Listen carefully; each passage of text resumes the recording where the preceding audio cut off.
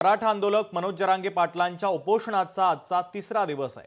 मराठा आरक्षणाच्या मागणीसाठी जरांगे पाटील आझाद मैदानावर आंदोलन करतायत। दरम्यान जरांगे पाटील यांच्या नेमक्या मागण्या काय आहेत आणि त्यावर सरकारची भूमिका काय आहे याच्यावर एक नजर टाकूया ग्राफिक्सच्या माध्यमातून।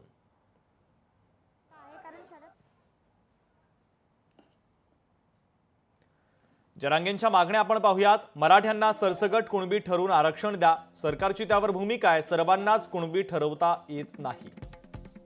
हैदराबाद आणि सातारा गॅझेट ग्राह्य धरा, त्यावर सरकारची भूमिका आहे, तत्वतः मान्य।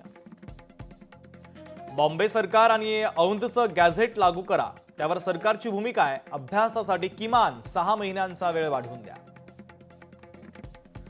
आंदोलनामध्ये बलिदान दिलेल्यांच्या वारसांना 10 लाख रुपयांनी नोकरी द्या, त्यावर सरकारची भूमिका आहे। 158 शहीदांच्या वारसांना 15 कोटी 80 लाख रुपये दिले, 96 प्रकरणांसाठी वेळ लागेल।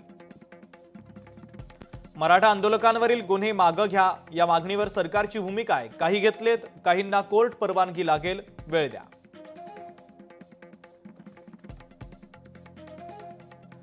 तर मराठा बांधवांना सरसकट कुणबी संबोधण्यास कोर्टाने नकार दिला। हायकोर्ट आणि सुप्रीम कोर्टाने सपशेल नकार दिलेला आहे। मंत्रिमंडळ उपसमितीसमोर कोर्टाच्या निर्णयांचा मोठा पेच आहे, तर दोन्ही कोर्टाचे निकाल या मार्गातील सर्वात मोठे अडथळे आहे। महाधिवक्त्यांना या पेचावर सल्लामसलत करण्यासाठी संध्याकाळी 5 वाजता बैठक घ्यावी लागणार आहे।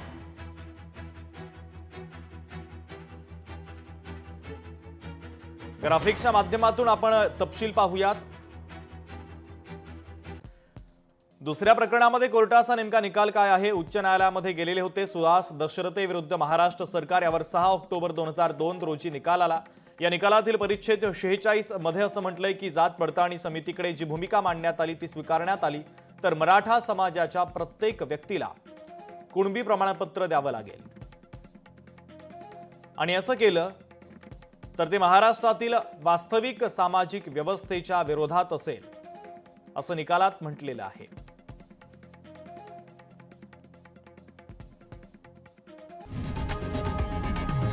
लोकशाही मराठी ऐका, पहा, जागरूक रहा।